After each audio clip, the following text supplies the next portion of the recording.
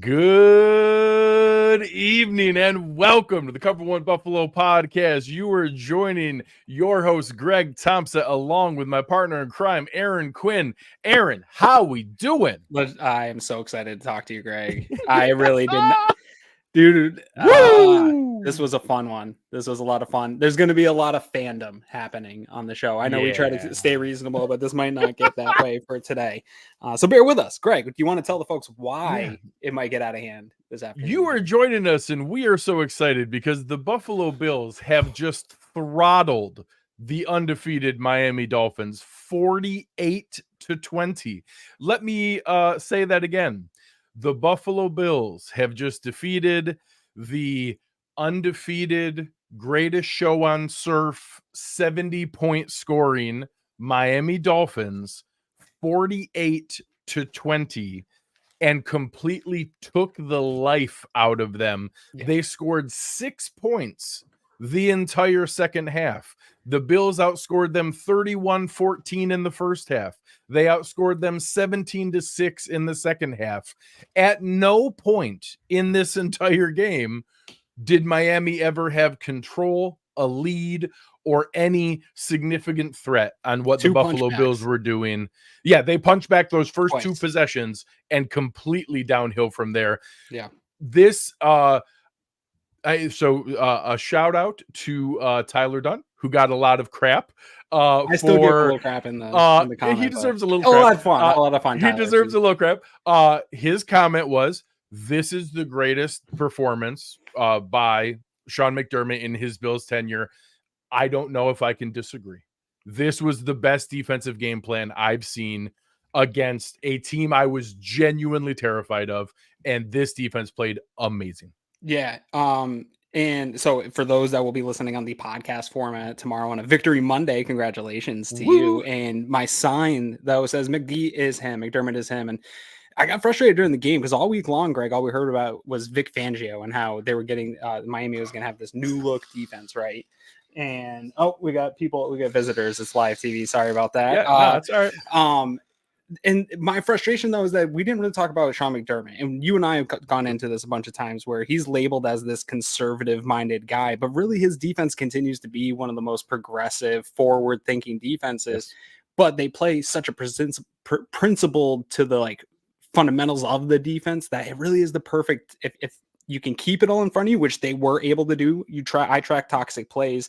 They still got some big plays, but they had 4 plays over 20 yards. That's all they were able to generate in this game for the Miami Dolphins. They had a couple that were they've had 19, 18 all season. Yeah, they've had double digit each game all season. Oh yeah. Then they still got some chunks, but they kept them under the 20 explosive yards thing. And so that type of defensive coordination against one of the best offenses in football, we need to talk about Sean McDermott in the same way we talk about the Vic Fangios and the way they talk about Mike McDaniel as an offensive genius as a head coach. Yeah, just wait, because you know how people throw around the term blueprint. That's going to get thrown around with what Sean McDermott just did. Shout out to some of our super chats here. Casual Mark, appreciate you. Squish the Fish and prayers for Trey. We'll talk about him in a minute. Those are always tough. Bryant here said you're just relieved that we dominated them. Don't have to deal with Dolphins fans and analysts for the week. You can listen to national media and shows. Shout out there and Kel too. A lot of different things. Obviously, sound tackling is important. It wasn't perfect all day, but they kept everybody in front of them. They played the game plan. They were doing their job. So we appreciate you guys. That's awesome. So let's touch on the bit of a downer here. There were some really rough injury moments. Obviously, we saw Ed Oliver leave. We saw Taron Johnson go down. We saw Micah Hyde go out. All those guys seem to be okay. Trey White certainly is not okay. We don't know officially, so we're not officially reporting this, but it looked very obvious that it was an Achilles injury. He was reacting in an incredibly emotional manner. We all know how hard he worked to come back from his ACL. This looks like he tore his Achilles. You see it in the replay. He reaches down and grabs at it. You see his emotional response because of how hard he worked to get back, and he knows what this means. So we will talk about it on the preview show. What this means for other things. We're not gonna talk about that a ton today, but it does look like Trey White's probably out for the season, and that's really sad for a lovable player who worked incredibly hard to come back. our friend Tom sent us a concession message after the game in Twitter, and I said, yeah, no, that's like great and stuff, but like the loss of Trey potentially is pretty devastating. But it's almost that hangover that you don't want to deal with. Right? Like I'm at a wedding right now. I'm out celebrating. I know there's going to be some like hangover and some bad decisions that I made looming tomorrow morning. Yeah. I'll deal with it tomorrow morning. Right? Yeah. Victory Monday next week. Like you said, on Wednesday, we'll probably be able to break that down more when we know exactly what I think we're all expecting. And then we can sort of see how that goes forward. But for right now, I think you do got to celebrate the team win. But dude, yeah, shout out to Trey. I mean, this is the worst case scenario for these types of players that battle back. I don't think we often realize how hard. We just think of them as football team assets to your team, right? When they get hurt, they're just gone. You're waiting for them to come back. But that time in between is a real battle, and so my heart's out for Trey right now, and yeah, we'll get more into that later this week, Wednesday. Here, I know that's the way of Bills Mafia, Trey's charity, Reaching for Excellence 27. You guys can find that and check that out. Again, he needs we'll some get love into right things. now. Yeah, we'll get into some things on what that means for Kaiir Elam going forward and what that means for the secondary in the preview show next week. But like the team, which has to move on and has to play hard the same way he would have, we are going to move on with the show. Please do not mistake our joy and excitement in this show as anything other than the most thoughts and empathy towards Trey White and what he's going to be going through. We love Trey. He's been amazing for the Bills. But I'm not going to let that stop me from being very, very excited about what we talk about for the next hour or so here. Yeah, no, this is still a great game and really one for Buffalo Bills history and lore that should be remembered for the game itself, even with the injury there. So I think it's good of us to, be so excited for this type of win, especially against the way the Miami Dolphins were looking coming into this one. I mean, dude, Greg, I tweeted it out. The level of anxiety I had ramping up for this one, me, I'm a pretty confident guy in this team. I tend to pick the Bills to win most matchups. I was really on the fence going into our show about predicting this one, and when I woke up today, I even brought back breakfast sandwiches, man. Like that wasn't in the plan. That's just the weird fan in me homering out, being like, what am I going to do? This is a tough game. This is a big one. And the response by the Bills, and it's not just the scoreboard and the stats, but really to start this game, they were the more physical team, and it was just prevalent. And to me, even though Miami kept punching back, that was the thing, is as long as they continue to have that type of physicality, I thought that was going to win long-term in the 4-quarter matchup. Yeah. The Bills offensive line, we'll talk about it when we go through some of the stats here, played fantastic, was able to keep, everybody clean. Josh technically did get sacked twice, but both of them were coverage sacks, not anything that was given up, blown assignments. The run game was working effectively most of the day. They did a great job. And the defensive line was going up against a team that the Dolphins had the lowest pressure rate given up in the league. Again, they lost Connor Williams. They lost Terron Armstead during the game. Those things happened. The Bills lost players too. And that certainly has an impact. Those are both Connor Williams and Terron Armstead are very, very good players. That absolutely had an impact. But what happens when those situations present themselves is bad teams don't take advantage of it. Talented teams don't take advantage of it. The Bills did. They got 9 hits on Tua, 4 sacks, 5 tackles for a loss. Technically, the 1 interception, it could have been 3 interceptions. The scoreboard is going to look like there were 2 turnovers. There could have been 2 more easily, and the 3 fourth down stops are turnovers, and those could be even more emotionally impactful. So the Bills dominated at the line of scrimmage on both sides of the ball. Yeah, and really, I think what we will also see when the All-22 comes out is, I think to start, that domination was mostly in the line. But as the game went on and McDermott settled into this game, you saw Tua looking for that read, patting the ball and coming back and allowing the line to really get home on some of those pressures that weren't hitting super early in the game. And I think they played well together. And I think that the defense did some things. Tony Romo even pointed it out, some of the switching between the palms coverages and the man coverages. And I know Dane Jackson's going to get a lot of crap for some of the missed tackles he had, but there were some moments where Tyreek kills that first read and he's there and he's in space. And that's a tough job for a backup to come in and do in this offense with all those motions that we talked about.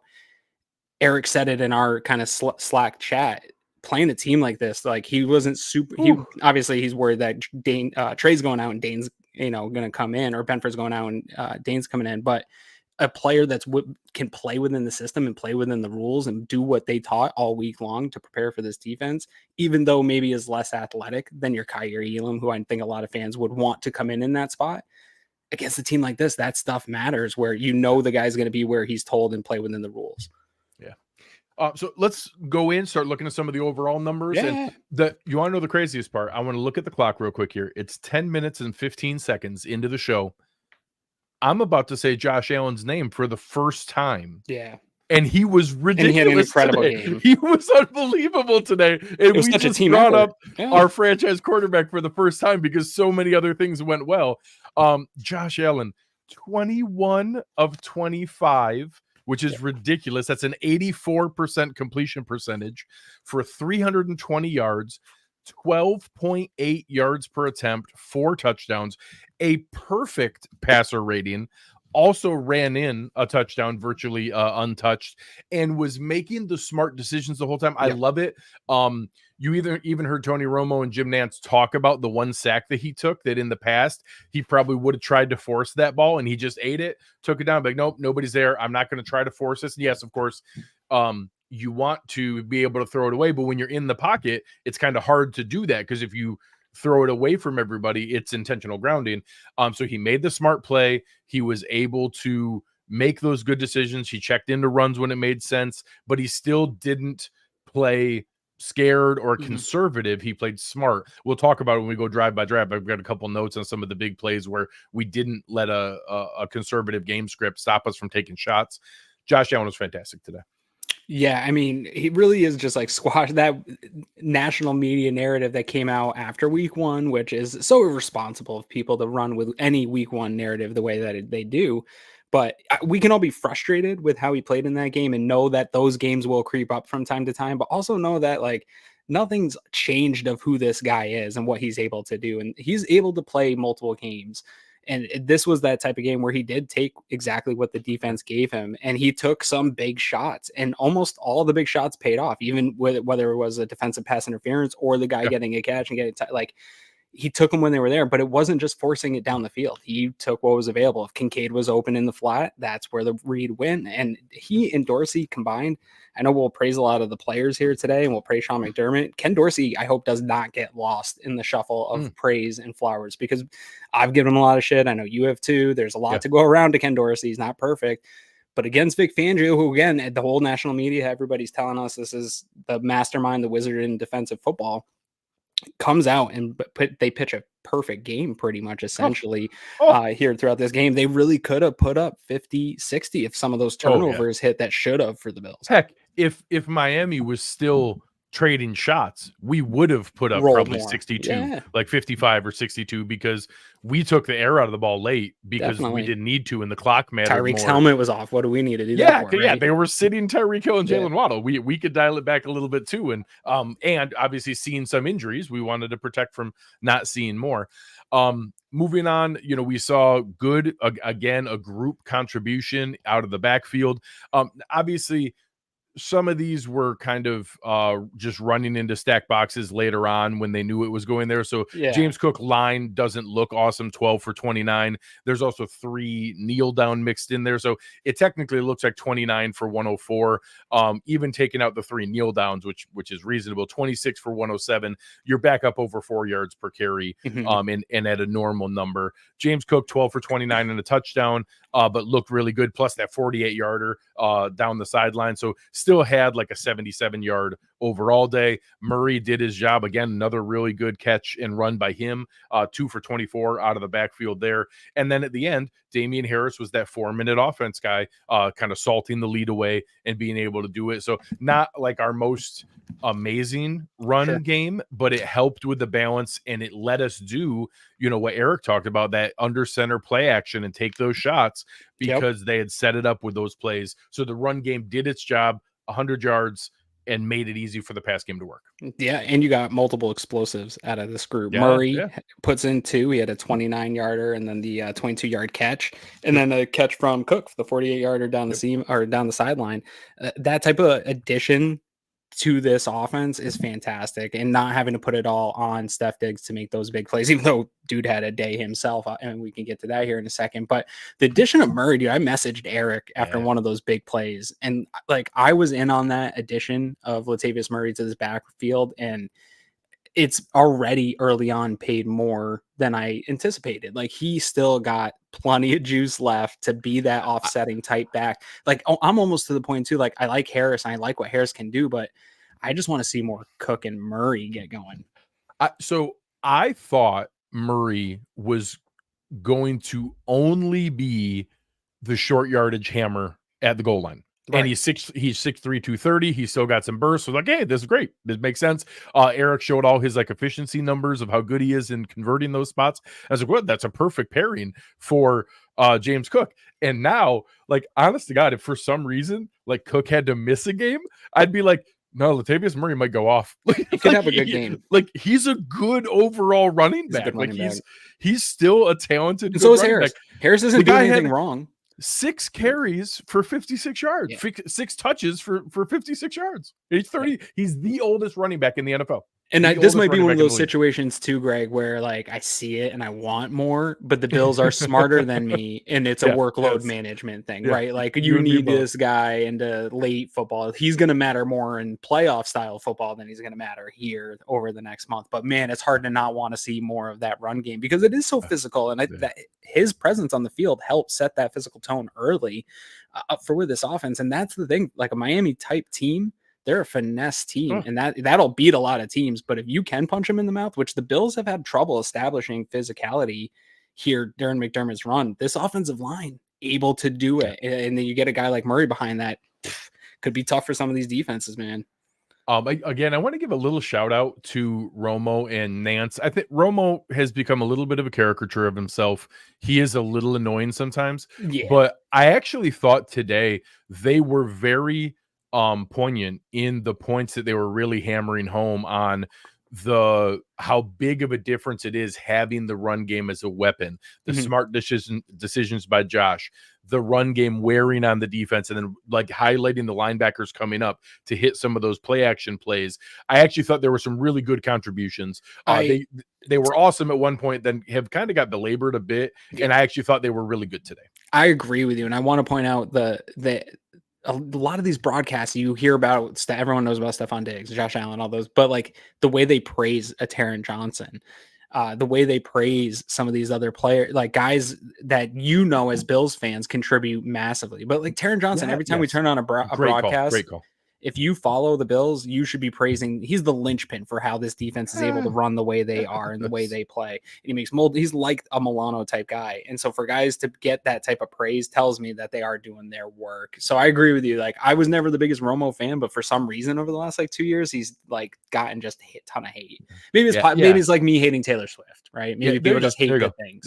He got really popular and probably too popular. Yeah. And then I do think after he got his guaranteed contract, I think there's some pretty good evidence that he did start to mail it in a little bit, but God bless him. If I got like 180 million guaranteed or whatever it was, I might warning to sponsors. If we get too much money, we're going to not take this. Let's be careful with that. All right. So the next, back on track. So this one was awesome. Daniel, Diggs is the best wide receiver in the league's hands down. No question after multiple routes that make pros look bad. The wide receiver group, lots of contributions. Again, when's the last time we did this again? 9 different guys caught the ball. 6 different guys had multiple catches. Yep. The nice early touchdown to Gabe Davis, the streak down the sideline by James Cook, some nice conversions by Dalton Kincaid. But again, Stefon Diggs is ridiculous. 7 targets, only 7 targets, which I think might be a season low for him. 6 catches for 120 yards and 3 touchdowns. Yeah. And it got to the point where, again, Nantz and Romo, it was almost embarrassing for Kader Kohou. Like he was so badly embarrassing him, and they were calling it out on the broadcast. It was a tough day for him. He probably shouldn't be in that position, right? Like Eli Apple being an inactive didn't help that if Jalen situation. Ramsey's healthy, and I don't know what's going on with all the different pieces they're Yeah, missing here and there. we talked about it in the preview show. They had put Bethel in for a lot of cornerback reps. We didn't see that. They tried something new. It did not work to their advantage. But to be honest with you, I feel like Stefon Diggs is that guy, to the comments point. Like, he is one of the best receivers in the league. And I know he gets credit, and I know the league loves him, and he's a top player. So I don't want to sound like he doesn't get the praise he deserves. But I think if you look over since he's been with the Bills, whatever, 5 years or so, you match him up statistically, whatever category you want to pick, I think he comes out on top over that period of time with anyone. I'll put him up with Devontae Adams, DeAndre Hopkins, like, pick a guy. I think he's right there. And I make a case for him being number one in any of those categories, because he's always open, man. You put Jalen Ramsey out there, I think you have the same type of success if Josh is playing the way he's played today and the offensive line was protecting the way they're playing and the run game's going. If you have to worry about all that stuff with Buffalo and Stefon Diggs is just doing him, like, that's just a recipe for disaster. We've seen him do it against good cornerbacks. So I don't want to hear Miami fans coming in making excuses. You guys put a young cornerback in a really bad spot, and we took advantage of it. Yeah, it is what it is, and both teams were playing shorthanded without key people. We were missing Jordan Poyer. Von Miller's not back. Yeah, this is just the way the NFL works. Yep. But yeah, I was in a spot where you were giving me a hard time when I was on the spaces with the Dolphins fans, and the guy tried to tell me with a straight face that he would take Keenan Allen over Stefon Diggs. And again, Keenan Allen's a really good player. Keenan Allen's a very good receiver. Keenan Allen might be like a fringe top 10, top 15 receiver in the NFL. He ain't Stefon Diggs. Mm-hmm. And I'm really glad that was very clearly portrayed today. Before we get to flip into the other side and talking about the defense here, I want to give the opportunity for you guys to check out all the good things we have going on at Cover One. People ask all the time the best way to be able to help us out. So while you're listening to this, press the like button. Both those things can help, but please sign up for Cover One Pass. Many people ask us the best way to support us here at Cover One, and that is to sign up to become a Cover One Pass member. That contribution helps give us the access to all the data and information we use to create the content that you love. And I think most importantly, brings you into our community of insiders. It's a great community based on Slack. I know a lot of people don't want to be on social media anymore, or be in on those conversations. We bring all of it to you right in our great community of educated fans. And most importantly, you get access to our content creators. Even better than that, everybody loves merch. You get awesome t-shirts, a cool decal, and a letter from the Cover One team signed directly to you. All for $60. That gets you the entire season, next year's free agency and draft. $60. Click the link in the description. Cover One Insider. Become one today. Man, those guys did a great job. Yeah, that music's kind of catchy too. It is kind of nice. So one last thing before we switch on the offensive or defensive side of the ball. Again, I gave him some praise early. I think back to the Dolphins defensive line. Bradley Chubb was playing today. Christian Wilkins was out there playing today. Do you remember hearing anything? No. Zach Seiler, guys who are really, really good. Emmanuel Ogbah was out there playing today. Raekwon Davis was out there playing today. They called up Chase Winovich. I get that they didn't have Jalen Phillips, but I don't know that I expected our offensive line to just keep Josh clean the entire time. Totally. Van Ginkel's been a terror for the first few weeks of the season as well, like having a really good season. And I mean, this might be one I have to either go back and watch or really go bug Brandon Thorne in his DMs and see what's up in terms of Spencer Brown. And maybe I have to put out an apology for him to him, because either the Bills are hiding what I thought he was as a player, or he's adequate, right? At least adequate, because the last few weeks since that scheme, game, plenty of scheme, and plenty of Josh too in this game. Like there was a pocket manipulation. Josh extended plays. Josh did a great job on some of those to Romo and Nantz also hit this home. He had lanes and he could have run more often. He really picked and chose when he did it, and he fired off some really nice throws where a lot of times he was just taking and running, especially in that Jets game. I really want to get a look. I don't tend to spend a lot of time on offensive line because it's the hardest film to watch. It's the hardest guys to judge. And we have guys like Eric and Brandon to totally. Yeah. So, but this week, to your point, there was a lot of names and a Vic Fangio led type defense that you would have thought would maybe scheme up more. You only saw a couple hits. So I think that's kudos to the offensive line. If we can't see any glaring mistakes, you say it all the time, right? Like, we're not here talking about Spencer Brown. That's probably a sign that Spencer Brown did some good stuff. Yeah, 100%. All right, flipping to the defensive side of the ball. Again, I'm going to start with the defensive line, but I think like all three levels had really encouraging days today. Ed Oliver and Daquan Jones were just constant pressure up the middle, and we talked about the importance of being able to do that. We saw Gregory Rousseau cleaning up things on the outside, making a couple plays himself, got credited with 2 sacks. On paper, it didn't look like Leonard Floyd had a big game, but he did. He contributed well. Shaq Lawson with some good run defense. AJ Epinesa with a timely pass breakup. Again, Jordan Phillips and Tim Settle rotating in, but still contributing. This defensive line, the fact that we have so many guys that somebody as talented as Poona Ford is healthy and active, and we're about to get Von Miller back. This defensive line is going to be a problem all season long. And people have given Brandon Beane rightfully a hard time about some of the different pieces, as he's had investments and not every pick has worked out or not every signing has worked out. Right now, it's coming together in a symphony of just chaos. And again, we're giving out like flowers to people who have been piled on a little bit today. Eric Washington that's a good call. Probably needs some flowers here. Like, Ed Oliver's development and the way that it timed up with the type of deal that Brandon Beane was able to give him. When Ed Oliver got hurt in this game, I almost threw up. The way he's playing to this defense, I think it matters so much, the interior pressure that he and Daquan Jones are getting right now, that like I don't think they're going to be able to maintain this pace through the entire season. But the way they're playing and the type of disruption, again, I don't know if they'll both get all pro, but they're playing at all pro levels. They're both trending in that direction. And what a huge win for the Bills. Cause we were talking in the offseason, we love Daquan Jones, but you're seeing that deal and the age and like, can he maintain the type of play? He's playing better than he played last year here to start the year. And Ed Oliver's trending towards an all pro level himself.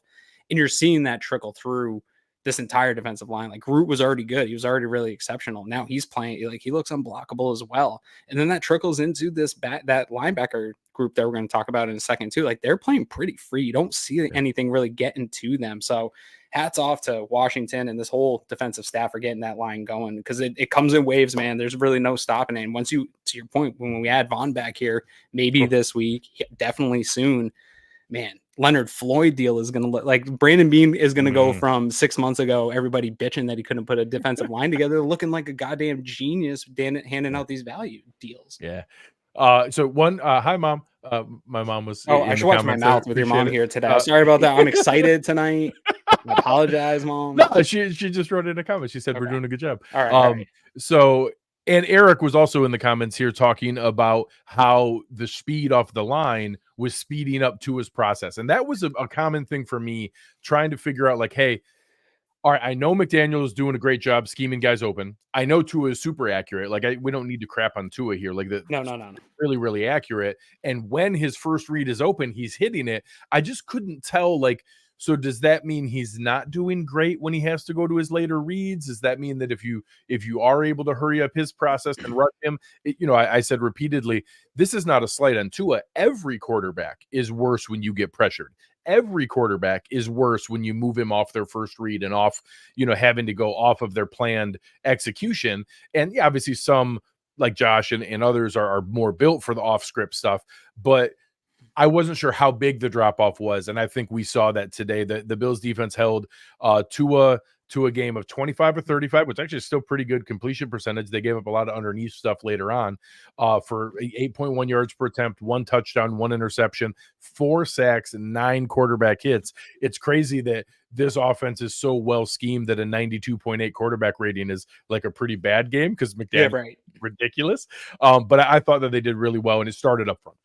Yeah, well, and especially in the first half, like the Miami offense was not the problem. They still put up all those points in the first, like trending towards a 30-point game, putting up 14. Like, I talk about that all the time as the Bills. When we have these games, we have to remember that the average game is not going to look like this type of game where you're putting up 30 at half. That's uncommon. And so they were doing okay in the first half, and Tua was just as efficient as Josh Allen. They had that stat going for a while where both quarterbacks there wasn't incompletion yet, and their incompletions were great throws, right? That turned into drops. Yes. They were just both dealing. But I think, not to take it away from all the X's and O's and things like that, but the physicality that they present, especially in the trenches, this is where the Bills have lost a lot of these games. So many of those losses to Kansas City happen in the trenches and then just getting in their lunch taken over and over again. Yeah. Bills did that, and they did it throughout 4 quarters of football. That's so hard to do, and they just took it to them, and that's where you saw the separation in this game just over and over again. You win the line of scrimmage like that in football, you're just going to dominate. So yeah, and moving to the next level, another game, another splash play from Terrell Bernard. Yeah. This one, and Milano pops it out. Punched out 2, only 1 counted, 1 got called back by penalty. He punched out 2. Bernard recovered the one that was there. I would say this was a good game by the linebackers. Maybe not like amazing. There was some times they got caught up. This is the motion and speed of this offense is terrifying. And I'm on my couch. If you're 5 yards away from it, trying to process this much movement and how crazy it is, those guys did a nice job. They never got like caught up in space. They never got roasted in anything. They both had sound tackling. I know maybe there were, we'll get in the secondary, there were a couple missed tackles later on. Yeah. We might have missed 1 or 2 here or there, but overall tackling was sound today. And those two did a really nice job. They did a great job. They early on, Miami too, this game could have gotten so out of hand. That one bobbled one that Jalen Waddle came down with a catch. We'll talk about that. Yeah, Bernard almost had a pick. Bernard almost had a big pick there. And then Tony Romo again did a great job in this game on that Micah Hyde interception. I think it was. He showed Bernard taking the zone into the seam. What was Tremaine Edmonds' biggest skill all the time? It was a carrying down the seam style play, that those ones we talked about where you don't see it on. It's not going to show up on PFF. It's not going to show up in these stats that we quantify players as. But he leads to that turnover, that type of coverage, and where the ball has to be because of him. Not a lot of linebackers. We said it with Tremaine Edmonds. Not a lot of linebackers can do that. And I know Brandon Beane can't draft guys, but we are talking about a lot of guys drafted by the Buffalo Bills here tonight, fellas. And I will say, for as much flash and splash plays as there's been from Terrell Bernard early, the one caveat that we were kind of cautioning, well, there's still some range in Tremaine's size and wingspan and speed that he was able to carry guys further up the seam.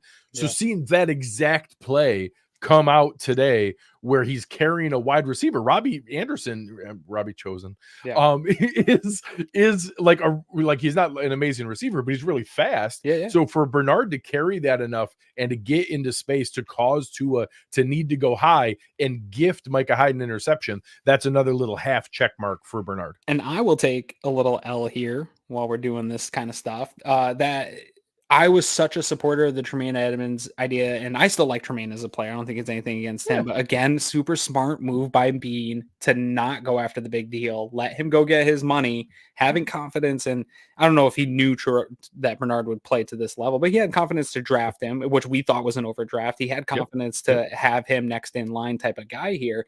And it's not looking good for Chicago. Like they're 0-4 and paying a huge amount of money for a linebacker that's not stopping teams from doing anything to them.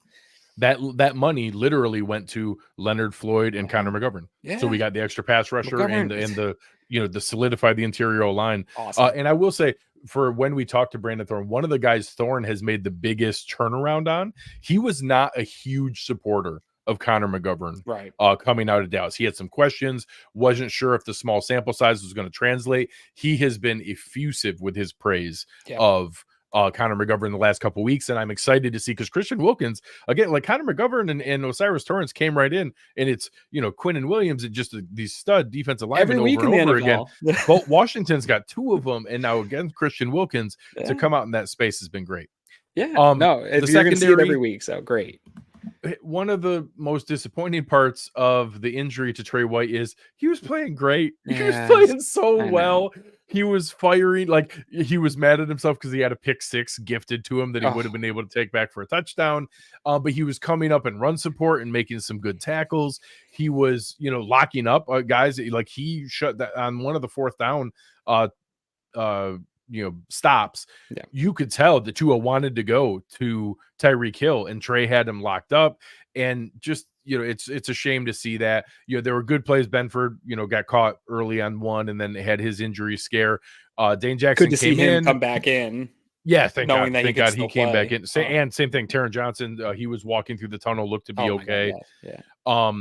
Dane Jackson came in, normally a very good tackler, did have two tough ones in open space where he missed a tackle on some really fast players. Yeah, but a lot of guys. I thought the cornerback group played incredibly well with how dangerous his offense is. Yeah. Not perfect, but, considering the opponent, really, really well. Yeah, because, I mean, that Dane injury or that Benford injury happens pretty early on, right? Like, trying to remember where in the game exactly we were when Benford went out, but that was pretty early. It might have been late second quarter. They were still I think it was trading more than punches. half the game. Yeah, they were still trading punches at that point, and I'm a big Dane supporter, but yeah, I got nervous too with the lack of athleticism. Yeah. And yeah, he had some plays he wants back, but again, the Bills only gave up 4 explosive plays. They gave up some 19-yarders. They gave up some, and he was part, I think, of at least one explosive play that I have written down here.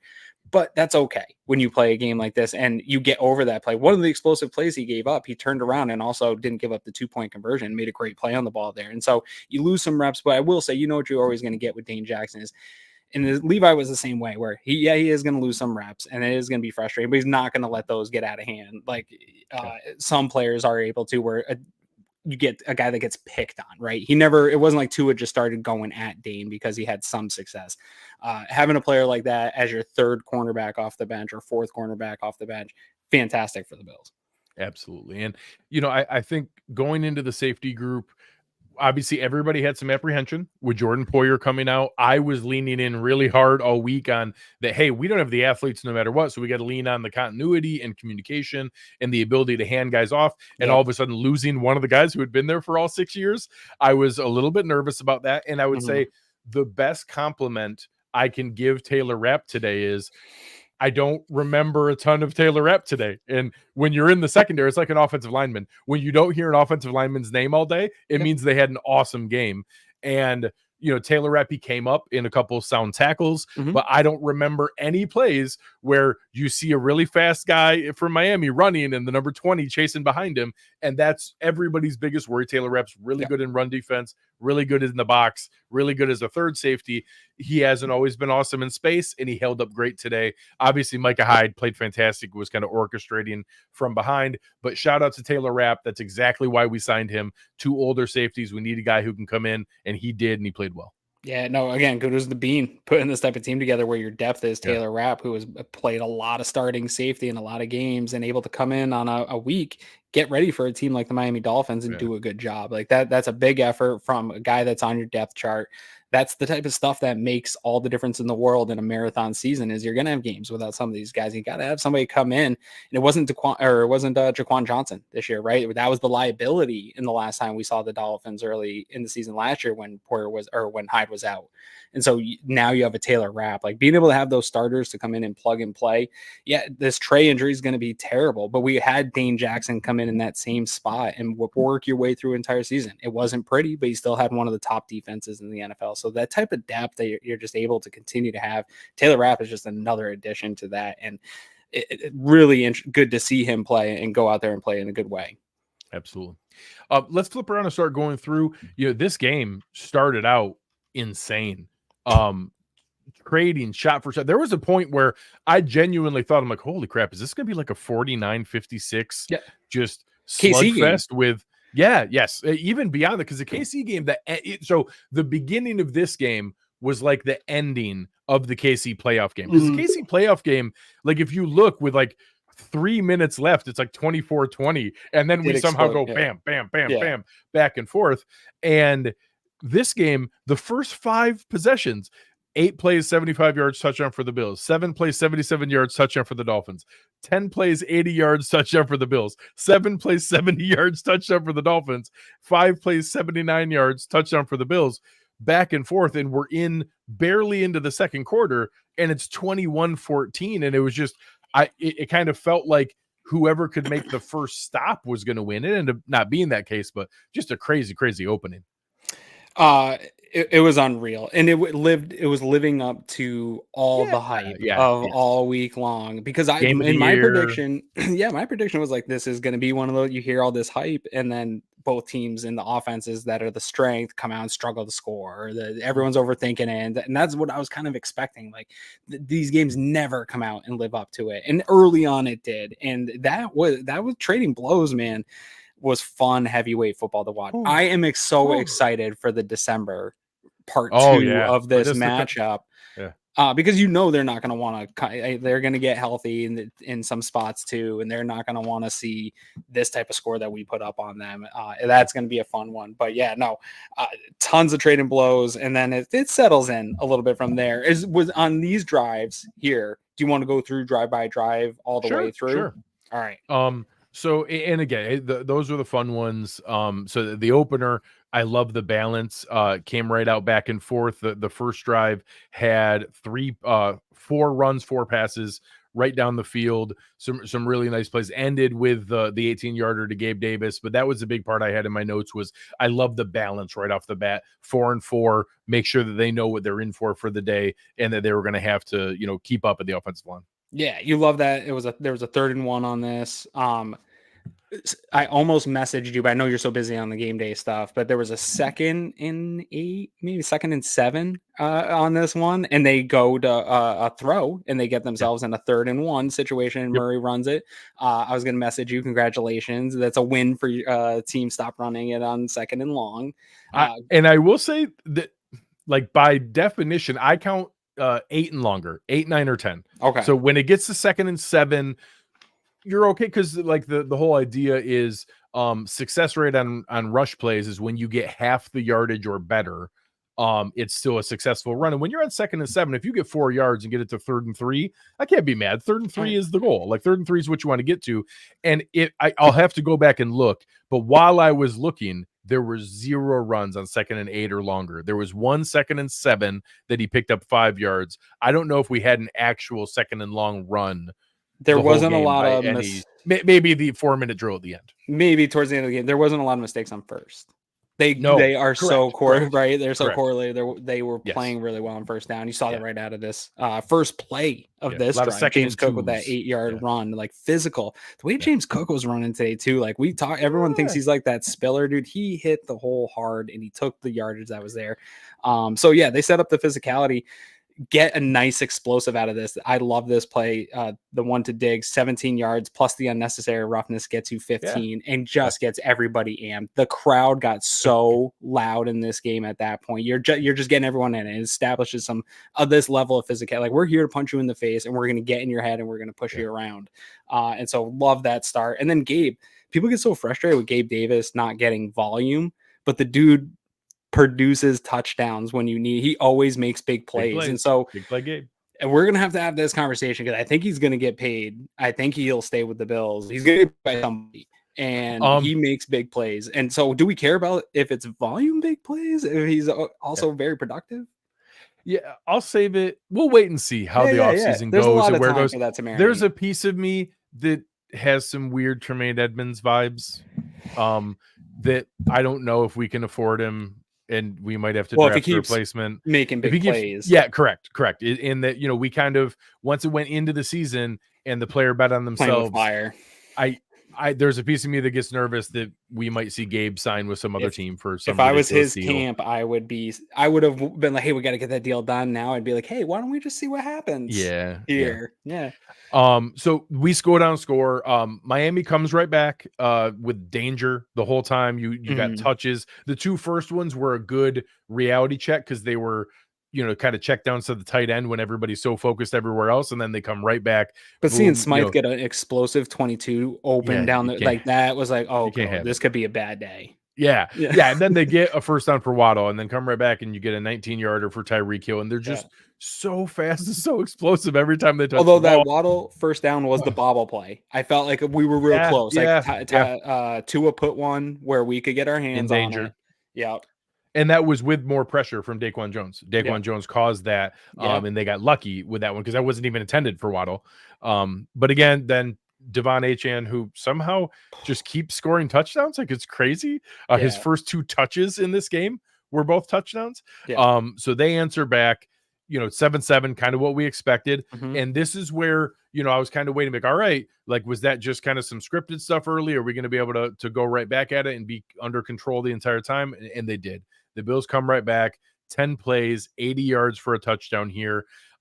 Again, mix it around. Touches for Kincaid. Sherfield had a nice one with some like tough run after catch where you could tell he was excited to play his former team, who he didn't get the contract from that he was kind of hoping for. To be able to come back, mix it in again. Knox and Murray had touches on this drive all around. We can't pass up on this Knox one. It was the Knox puts Javon Hovland into the ground. This was a grown man play from Dawson Knox. Kyle Brandt already picked it out and pointed out. Oh boy, he does it, man. He's better than he gets credit for. He's a good player with yards after catch, and Javon Holland might be my favorite non-Buffalo Bill player out there. Like, he's so good. He's so physical. And for that, I keep coming back to Bill's establishing physicality. This play right here, Bills are going to throw that up in the film room over and over again. This is a tone setter right there, dude. And it was like a crumpling play. Like, he tried to hit him and he kind of like shoved him backwards, just down, and then like just put his belly right on his face and went forward. It was great. It was fantastic. Yes. Very, very delightful play. Finished by James Cook's first rushing touchdown of the season, which, if you ask me in a private moment, I don't know if he actually scored, but they couldn't overturn it. He probably was down. Fantasy would have rioted the 2-inch line. And it wouldn't matter. We would have scored on the next play, but it probably would have got stolen by Josh on a I was going to say, quarterback sneak. Cook in fantasy would have just exploded. Fantasy owners would have got so mad at stealing another James Cook touchdown. And again, so the Bills, put it back up 14-7 and right back. The Dolphins come right back. Answer back. You have the one right off the bat to Tyreek Hill for 20 yards. Made me really nervous. Again, get that one down the seam. Maybe I didn't think Raheem Mostert was capable of the catch that he made down the sideline. Like, that was a DeAndre Hopkins type catch going up for it. That was just crazy. Insane catch. That should have been. That was great coverage too. The safeties there. Was it on Dane too? It was on Dane, right? I don't think he was. No, I think it was a combination of Benford and Micah. Yeah, no, he wasn't in yet. Taron and Micah. Yes, I remember it being great coverage and just being like, why does this always happen to the Bills? Where it's like, why does somebody make the catch of the week in perfect coverage? Mostert isn't like some awesome. I mean, he's a fine receiver. He's really good, not like that. Not like that. It's so. I'm like, it happens again to us, right? Then we do get kind of a strip sack fumble with Tua, but they fall back on it. And there's between the Benford play, the Terrell Bernard play where he doesn't get the interception and not falling on this fumble, I start to have some of those thoughts creep in my mind where I'm like, oh man, they're gonna get everything. They're just getting all those stupid lucky little breaks, and you got to get some of those in some of these games where it's just a funny bobble or bounce with the ball. And again, that third down conversion to Berrios was a really nice play. And that was just purely the leverage of where the open space was. Like, what are you going to do? You're not going to go towards Tyreek Hill and Jalen Waddle, and then A-Chain punches it in for the touchdown. They come right back, make it 14-14. And although it's tough. The way you said that, though, I said specifically to my wife that all these plays that were like kind of popping up of the close ones that they just got back, one of those we're gonna get some. Like they're playing, they're putting the ball out there. We're gonna get our hands on a couple of them because the Bills, they're going trading punches here. The Bills were playing clean. I don't remember any of those plays where the ball's coming out, the ball's going on the ground. They're making some mistakes that we just didn't capitalize, or they didn't capitalize. We weren't capitalizing on the opportunities that presented themselves to us early in this game, and they kept scoring, and you got to against this team, and they eventually do. But the Bills come right back on the next drive, back to back to Diggs. The first one for 16 yards, the second one a 43-yard penalty that Kader Kohou had no clue the ball was coming and was just pawing at Diggs the entire way down the field.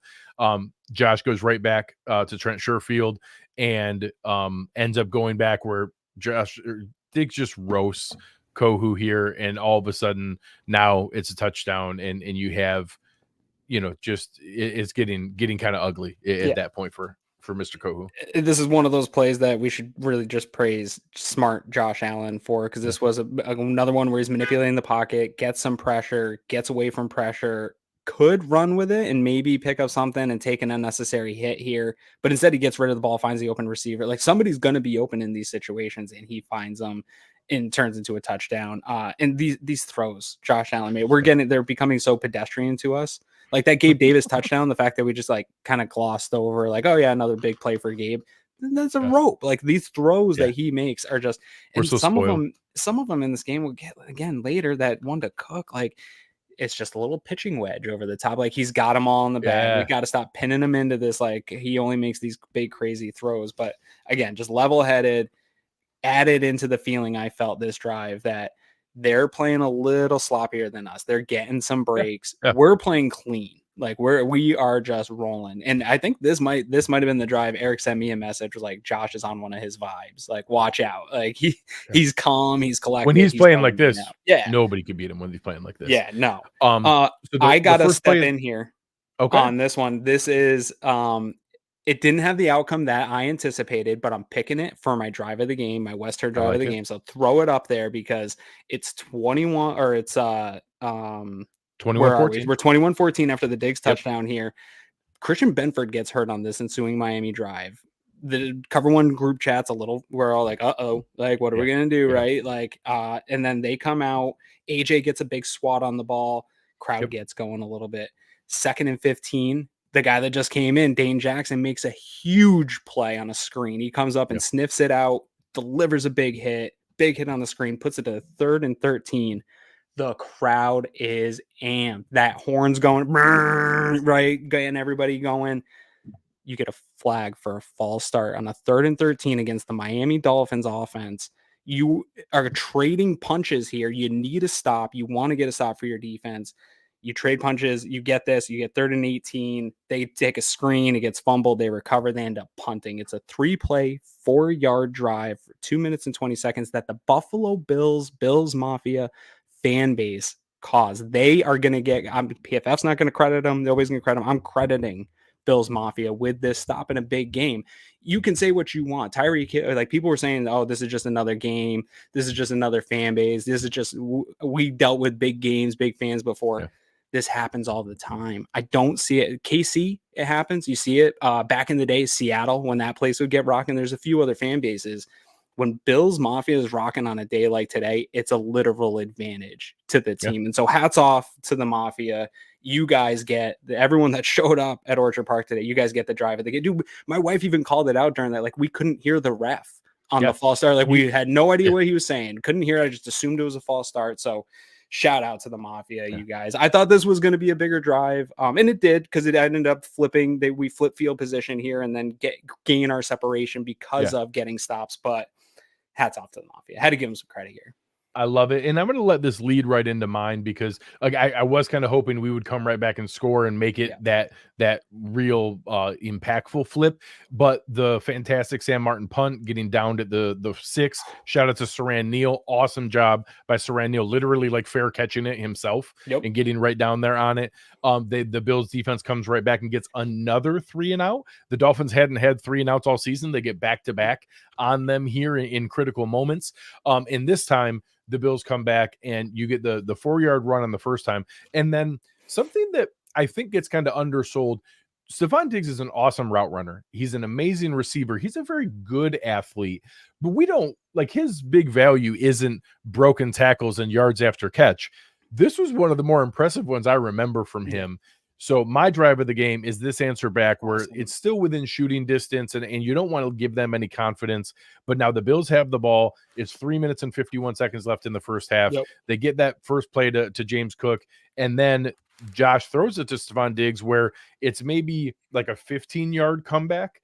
And then not only does Diggs kind of chuck Kohu on the first one, but then the safety comes over and he's able to get out of that one and then sprints down the sideline for a 55-yard touchdown. 40 of it is yards after catch. And I know there's been a lot of comments on yards after catch and the value that's adding and the confidence it's giving Josh to be able to play smart and get the ball early because he's realizing guys can make a play with the ball afterwards. But that answer after the 2 stops, you get 2 3 and outs, and now you put a score up that puts it out by two touchdowns where it's pretty clear they're not going to just stop us for the rest of the day. We're going to score most of the time.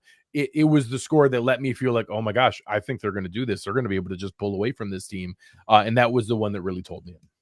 Yeah, no, this is, I had in my notes, right? This is you're going into about a 4-minute drive situation Yeah, to end the yeah. half. I wouldn't right? have minded some more time. Yeah. Well, and my worry was the double dip situation presented itself for Miami by Bills getting the ball first, and they now would have the opportunity to get those 2 possessions in a row. And And so they could technically tie it up. in my head and in my notes was like, kind of, let's see how Dorsey does a 4-minute drive. And the way they were playing this physical style and running the ball, I was like, all right, well, like, let's see, maybe Murray, maybe that.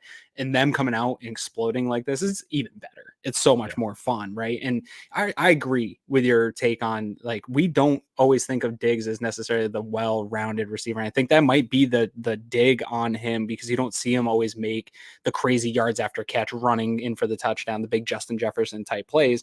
His production's there, but it's always so sneaky. And that play typically turns into him just kind of skirting out of bounds after the 15-yard hitch. Like, he's so conservative in the hits that he takes. Like, he'll squirm around and then he'll just kind of like duck down, right? Like, he protects his body. He doesn't often go too crazy, but he has that athleticism and that slipperiness that it can break at any point. I mean, he's had these types of plays throughout his career. He just doesn't always get known for it. So huge on him. And was this the one too where he was slamming, doing the stone cold slam cans? Yeah, slam the beers. That's in Bills Mafia lore.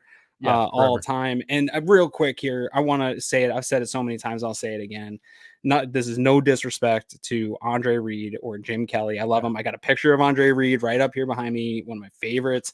Stefon Diggs is the absolute most talented wide receiver I've ever seen in a Buffalo Bills uniform. And he and Josh Allen, that connection is just so special, especially when we have days like today where it's so on the money and so well connected. It's really the most unstoppable I've seen. Yeah, it's really incredible. So shout out to our guys over at West-Herr. Appreciate them. The biggest auto dealership in New York State. One of the biggest employers in New York State. Appreciate them for supporting not only so many cars, but so many jobs around Western New York. So appreciate those guys and all they do for everybody, including for us. So now as we get into the half here, there's an opportunity where I had the same thoughts in mind, and the Dolphins get the ball, they kick around for a couple plays, and then you see another one here where Matt Milano punches it out, and this is where Bernard recovers it, and that's where I started to feel like, okay, all right, maybe things are going to kind of go our way today here. The Bills probably had a chance to really have a dagger, and just from a pure karma standpoint, I wouldn't have minded putting up 35 on them in the first half after everybody made such a big deal about them scoring 35 on the Broncos in each half. But they go through. This is where Romo and Nantz's comments about Josh being smart, not trying to force it, kind of moved up in the pocket, coverage sack, only lost 3 yards. You set up Tyler Bass for a great kick because he can do it. And right before there, that 3rd and 14, it won't show up in the box score, where he put that ball right on Khalil Shakir's shoulder. That could have been like a David Tyree helmet catch kind of highlight. That was a ridiculous. You heard Romo being like, how do you even do that? How far he had to throw that ball and placed it right on the spot. It would have taken a great effort, but was still an amazing throw. Yeah, and shout out to Shakir to even make like the way he contorted his body to make that, like, it would have been an insane catch if he grabbed it, but Josh definitely put it in play. He could have made maybe a better attempt at the way he caught it, but still a good look for Josh there. And that was his first incompletion.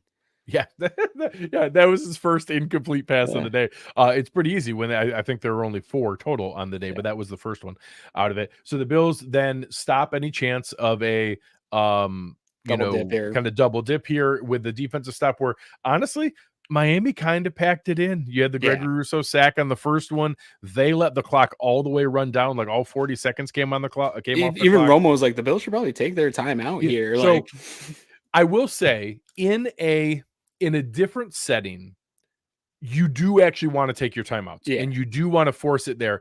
With this team, with as explosive as their offense was, and with the control and domination you had in place, go into the half up 17. Like, any chance that they were going to have some spark, I didn't want to contribute to that. And yes, could we have maybe eked out one more field goal if we had saved? We probably could have saved about 30 seconds total on the one. Sure, maybe we get it back and have a chance at it, but the odds that we take a timeout and they convert on their third down, we would have never heard them live down the end of that. Yeah. I was fully okay with it. It's not crazy, and in a perfect world, I think you would push for that. But with how explosive this offense is, guys like Waddle and Hill and Devon Achane and Tyreek Hill, you can't, or in Raheem Mostert, you can't risk it. They did the smart thing. They went into halftime with that 31-14 lead. Yeah. And when we come out of the half here, because of that smart play, if we were still doing responsible plays, that would be the responsible move to make. Because then when you come out of half here too, like we can go through the plays and stuff, but Miami comes out, and my concern was if they come out and score fast. But instead, even though they score, Miami had to eke out an 11-play, 75-yard drive, 5 minutes, almost 6 minutes off the clock. It was 5 minutes and 30 seconds off the clock. And they do end up scoring, and they go for the 2 there and don't get it. But to me, at this point, you've already eliminated the double dip and their ability to do that. They needed some quick scoring, right? And that's their calling card, is their ability to make those big plays and score quick, and it would be able to evaporate a lead on the Bills like that. But to know that if they are going to score, which they did a couple times in the first half, it's going to keep taking these 10, 11 play drives, these big time. We're not giving up the big plays. And so you can play with a lead in that style if you're not going to let them do a 3-play, 2-minute drive to gain that distance back on you. Yeah.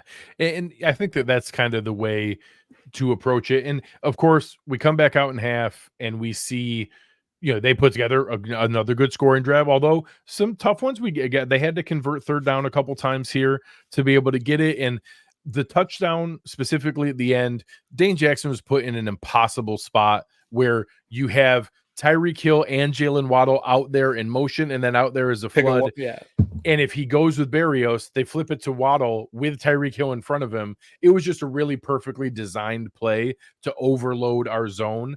And, that's a Mike McDaniel touchdown, not something that happened to Dane Jackson. And they're going to do that. So, they answered back. They were able to score there. Shout out to them. But again, the Bills made them go 11 plays, 75 yards. They didn't let them rip off this huge chunk play to be able to tear it apart. And we're able to at least control that a bit. Yep. So again, the Bills then answer back here. We come back, going back and forth. This is where we see, run to James Cook, little pass to Kincaid, and then, like you said, that feathery little lob wedge over the edge. And just Josh having the peace of mind of, while you're doing that, to see the vision to see that Cook was going to be able to do that, to hit him on the run. Cook, knowing he could have just stayed right there and been the check down option, but knowing, all right, Josh is going. So many plays in the Buffalo Bills offense, so many of Gabe Davis's touchdowns, they come from the scramble rules. Another touchdown in this game comes from everybody doing what they're supposed to be doing when Josh starts scrambling, right? And Cook doing that was creating space to be a player that's now involved in the play. And so you love to see that from the running back room with his type of speed. Like, that play really could have gone for 6 right from there, the way he can go. So, he goes down, scores there. And I think it's smart also because you talk a lot about the things Gabe does well when it's in the scramble drill mode with Josh. Seeing our running back now getting into that kind of mindset is really exciting about what that could do in the future. But they only get a field goal. And this is a spot where there's kind of a moment in my head of like, oh God, we just traded 7 for 3. It was technically 6 for 3 because they tried to go for the 2-point conversion. But I'm like, we've dominated this game and they're still within 2 scores. And they can go so fast. I wish we could have just answered there and kept it at 3 scores so that they didn't get any, confidence.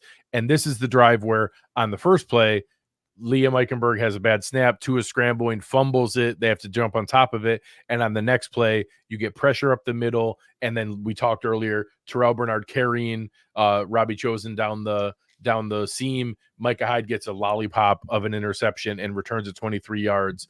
And we continue that by answering immediately and punching it right in. This one was much more aggressive in the way they did it. And a quick shout out to Deontay Hardy, because Deontay Hardy had a really nice play here where he caught the ball and not a great pass, honestly, from Josh. No, It was behind him. Mhm. He had to go back and get it. It brought him to the ground. He got up quickly, juked a guy. And if the guy makes the first tackle, it's going to be 4th and 2.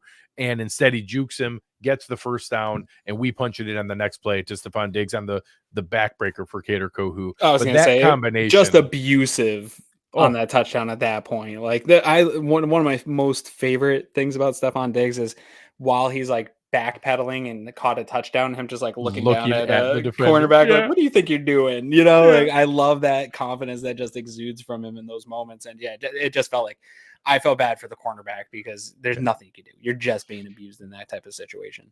And this one was really kind of the nail in the coffin. Yeah. And not that they weren't completely under control previous to this, not that they weren't, very, very likely to win. But like I said, we had just kicked a field goal. We're giving back to them. When they had scored a touchdown, we know how dangerous and how explosive that offense can be. That combination there where it was field goal, interception, touchdown, boom, we're up 21. No matter what now, they're not coming back from that. We're going to be able to keep going. They come back and drive down the field after that one, and we get the 4th down stop that got, again, ended by a sack, which we saw a couple of those today. So, this is when it's still Tyreek Hill and everybody's still in the game. They're trying to answer back. They take that one. And this one, the Bills go right back with a deep shot to Gabe Davis and Josh Allen running in the ball as the first play of the 4th quarter. So now it just immediately, you opened up where it was shot for shot back and forth with both teams scoring. And now you just went field goal, Dolphins interception, touchdown, Dolphins 4th down turnover, touchdown. And all of a sudden, boom, it's 48-20. And we have the entire 4th quarter left in front of us. It was the dam really broke here in that spot. This is that constant talk that Sean McDermott gives of complimentary football, right? Yep. This is that moment. This is one of the things I've been so frustrated in second halves of games is I think the Bills defense has been outstanding in the second half of football games when they are able to make adjustments. They come out and you get stop and stop and stop. And Bills offense has taken a while to make those adjustments and reward the defense. How many times have I gotten on this show frustrated? Like, hey, look at all these drives that we win. We got stops and the Bills offense just didn't capitalize. Now, if this team capitalizes on those opportunities, that's when we are so dangerous and can put up 50 points in a game and put up 50 burger type things. And that's what you saw here through this stretch, which good on them for putting together a 3rd quarter because it hasn't always been pretty even so far this season, some of the 3rd quarter stuff they've done and being able to put up this type of complimentary football in a big game like this, giving yourself that lead, but not to be too much like you. There's still a lot. You're going into you just went into the 4th quarter before Josh gets that touchdown. It's like you got a whole quarter. And if Tyreek Hill's on the field, like I know we've made them go 11 plays. Last year, the Baltimore game where they scored 28 in the 4th quarter. Yes. It's like crazy stuff. I hate that that Miami Dolphins have the players that at 48-20, there's still a part of me that's like, man, they could score a couple quick here. And then it's where I'm not comfortable. Right. But my notes slow down from here on out. Well, and at that point, so after Josh runs it in there, at that point, we are at 23 passes and 20 runs. Yeah. It's absolutely perfect. Like I want to pass more than we run, but I love that we can mix it in and have pretty genuine balance. It technically looks like we have 29 runs to 25 passes, but a lot of that was purely the 4-minute drill and the 3 kneel downs count as run attempts. So those aren't real, but during the real football time and during the portion where it was still regular game planning and play calling, they were able to go that route. And that last touchdown drive, I want to give a shout out. I made a note. So the Bills are up 21. They just got a key 4th down stop. And I think, for the way people think of Sean McDermott and Ken Dorsey and like the approach where they talk about smart, not conservative, they come out on the first play with a 21-point lead and go play action deep shot to Gabe Davis for 34 yards because they respect the opponent, because they understand how explosive Miami can be. And I love that even at that point, it was the all gas, no brakes. Like it's just, you cannot take anybody for granted. And they didn't, and they stayed aggressive. And all through the rest of this game, was just kind of letting the clock run pretty much the rest of the time. But to be in that kind of position, got another 4th down stop later on. So it just, ended up controlling and dominating this game. And like I said to open, at no point did the Miami Dolphins have any control or were in any position to threaten this team after that initial set of trading haymakers. Yeah, no, and at this point, it was so good. I've talked often about like almost an analogy to like a boa constrictor of being able to just like suffocate a team. This team has so much depth, and when they're clicking, they're so good. And some games it happens quicker, but in this fourth quarter, you really saw that the Bills were so good that they can kind of bleed you out. And you saw Tyreek Hill with his helmet off real, or they weren't even attempting to make one of those special comebacks or get something going. They knew that the Bills overwhelmed them in this one and just kind of packed it in. And so you love to see it. And that's the type of play and the type of depth that you need now to go do that against your Kansas Cities. Cincinnati doesn't look like they're going to be in the way this year. Like the AFC has really opened up from what we expected it to be. Miami's still going to be a challenger. I'm not walking away from this game thinking they're not going to be annoying later on, but man, a month ago, 3 weeks ago, the way we were talking about the AFC and the AFC East to where we are today, coming off a win like this, it still seems like it's very much the Bills and the Kansas City Chiefs that are going to be sitting at the top battling for this thing. And the Bills today showed up against an elite team in the AFC and really just put it to them. And you just love to see it, man. Yeah. Here, Matt Wardlow asking, thoughts on guard plays. Is the best we've had in the McD era. We talked earlier in the show. I want to wait to see some things from Brandon Thorne and guys like Anthony and Eric, but I'm very comfortable saying yes. Like this is the best interior guard play we've seen in the recent stretches. Obviously, you go back to like Rinchi Incognitos and guys like that, where we've had good guard play in the past, but the combination of both, we've had a lot of in the Josh Allen one era. Good. Yes, for Josh Allen, this is easily the best two that we've had, and the key is two. Both Osiris Torrance and Connor McGovern both look like hits right now. We'll wait and see. Line play and secondary are the two you need the all-22 view from to be able to see how they're playing. So we'll wait and see exactly how good. But yes, it's been very, very good. Been a couple clean weeks here and plenty of names on the other side of the ball to get you dirty. Stud defensive lineman. Yeah, and so I mean, I'm gonna go out on a limb and say it's been above adequate so far the last couple of weeks here to ramp up into the start of the season. Yeah, and I used that example earlier where, Brandon Thorne in his initial free agent signing reactions was talking about Connor McGovern as a adequate below average player. And he said last week he was playing amazing. He's playing the best football of his career and looking like a huge value signing for the Bills. So a lot of those we talked about today. Yeah. Real nice.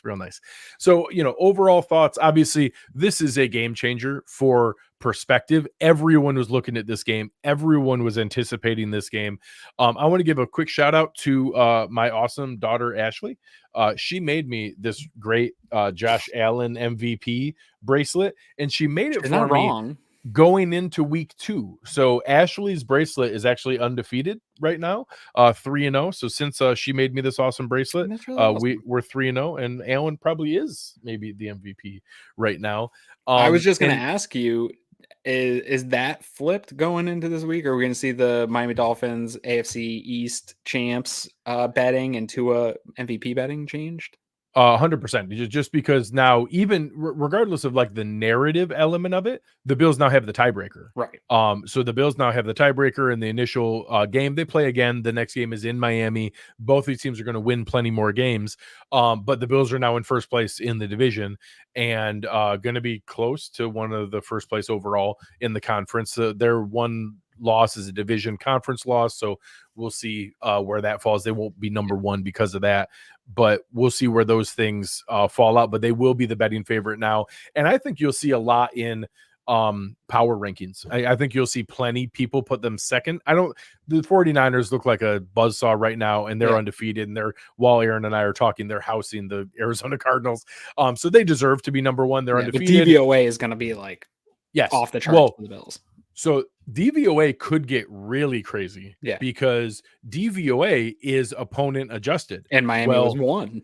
Miami was number one, and the Bills were number 2, and the Bills just destroyed the number 1 team 48-20. They're almost going to get like bonus points. That might be like beating Miami 48-20. Well, Bills were overall first. This was the first offense. So the Bills defense will go from like 5th to 1st, probably for stopping the number 1 offense. And I might even ask, I might even reach out to Aaron and with DVOA, I'm curious. I almost think beating Miami 48-20 is going to be more credit than Miami beating Denver 70-20. Yeah. I think that's going to be worth more DVOA just because Miami is so much of a better team. So Yeah. even though it was 48 points instead of 70, it's going to be worth more DVOA credit because you're beating a really, really good team. I'm suspecting once he crunches up some numbers here, he's going to come ramble off some tweet about how high the Bills DVOA set for this next week here. Yeah. So again, enjoy it this week. There's going to be a ton of national coverage and discussion. Everyone was watching this game. Everyone was excited about what this game did. And not only did the Bills present well, they dominated the Miami Dolphins and they blew their doors off 48-20 with an incredible win. And everyone listening to this right now, you root for the best team in football in the world. The Buffalo Bills could have beaten every single team in the NFL today. And if the Buffalo Bills play that way, they can win a Super Bowl. So all we got to do is, obviously today had some injury scares. Injury things are going to matter. We're going to get, we're going to get Von Miller back. So this is going to be a huge addition. We got to see what's going on with the secondary. Obviously right now the injury news looks pretty negative for Trey White. So we're expecting that to just be a formality of announcing his Achilles tear. We'll talk this week. I'm about to do a bunch more work on Kaiir Elam, and he's now going to be a part of this game plan going forward. And everybody was talking about, if we needed to trade him, a lot of the answers back. Obviously nobody wanted this to happen, but my answer always was, injuries happen. We need depth. You don't want to get rid of guys. And now he's going to get his opportunity and we're going to find out what he's ready for. Yeah. This whole time with all this cornerback 2 stuff, my comment was often like, we're going to see Kaiir Elam. I didn't know it would come this way. And I didn't want it to come this way. Right. Like, but it's just the battle of attrition in the NFL. You're going to dip into that 4th cornerback somewhere at some point. So it's, again, sucks to happen. I couldn't be happier with the depth that they've built in here. I do like Kaiir Elam still. I don't think he's a bust yet. I think he's still going to be a good NFL cornerback, but I don't even know. He might be the reserve going forward. Like, I think they still trust in Dane and Benford. He's fine. Benford took that injury and came back to play. That might have been hey, we really just need you to get spot duty through this game because they didn't have any other boundaries, but because they did take him out for the game and subbed in Dane Jackson with the intent to not play Christian Benford for the remainder of the game against a good offense. That was still early on, and they chose to remove Benford from the game. So I think the injury might be something that he has to deal with or get treatment on or something like that. So there's a chance maybe Benford can't get ready this week with the travel to London and getting ready for that type of game. But Elam's going to get some run here. Another injury is going to pop up along the way. He's going to get some play. So I think the verdict is out on the label of bust. I know you and I have had this conversation a bunch of times, but now it's back in play for him to have an opportunity to get back and earn grace with the coaches, earn that responsibility to maybe turn around the narrative of his career. So that's, while there's, it's so terrible to see what happened to Trey, and we'll have plenty of time to talk about that. This puts in play for another player on this roster to step up and have an opportunity and really turn around the narrative of his career as well. Yeah. I'll also bring up another name here, RJ, bringing up here. We still need to add a solid vet cornerback or maybe 2. Jamarcus Ingram is who I think that player will be. Jamarcus Ingram was playing at a level in the preseason that I thought he was going to get claimed when we did our cut downs, and then I knew he couldn't realistically make it. I know a couple of people were making the case for him to make the roster. I think he gets called up. I think that we see Elam activated and Ingram brought up to the 53-man roster as the next defensive back that's there. So I would expect that to happen. I don't think that cornerback is a spot where there's not a Kareem Hunt at cornerback sitting out there that was waiting on a contract. Everybody who I think is roster worthy is on a roster now. And I'm guys looking right now at that position, the speed goes so quick. Yeah. I will be shocked if the answer is not Dantzler's still out there. You bring him back. Jamarcus Ingram. Okay, so Cam Dantzler is a good example. Cam Dantzler is an example of a guy who has time on task with the roster. So I would actually do that as a 3-layer domino. Right. I would say Kaiir Elam goes to the active roster. Jamarcus Ingram goes from practice Comes squad out. to the roster, but probably game day inactive, and Cam Dantzler probably gets invited back to the practice squad. Right. And I will say that's the luxury of the fact that we have Kyer Elam just to activate as a game that was not even game day active is awesome. And the fact that we now can bring a guy like Jamarcus Ingram onto the roster, that's better than other teams' street free agents and what they have. So we're still going to have good cornerback depth. They're going to be okay. Obviously, we wanted Trey here. That's a loss no matter what. But Sidney Jones we talked the whole time. Sorry. The floor is really high at cornerback. Yeah. The floor is high. We lose some of the ceiling with Trey and his, veteran capabilities, but the floor is very high. They're going to be good still. Yeah. Now I'm going to be stuck looking at these vet DBs. Oh, I hate that. Why we got to bring me back to Trey? Why do you got to do that? I didn't want to deal with that hangover day, but it is a big come away from this game. Yeah, of course. It's going to be the one thing we're going to have to really talk about. I think the most unfortunate thing too on this, Craig, while I was thinking about it, is did he and Vaughn even get to really play together? Right? Like, because Vaughn went out right when Trey was coming. Run. I don't know that they ever really played more than a moment together. Was it he came back on the same game? Right, that was the thing that same day Trey came back. Was it the same day? They might have played one half of football together. Like 20-something snaps or something. Oh, crazy. Man. Well, yeah. Thanks for getting that in my brain. Yeah, well, there you go. So again, you guys have been awesome here today. We appreciate you very much. The chat was amazing. Really help us out. Press that like button before you go anywhere.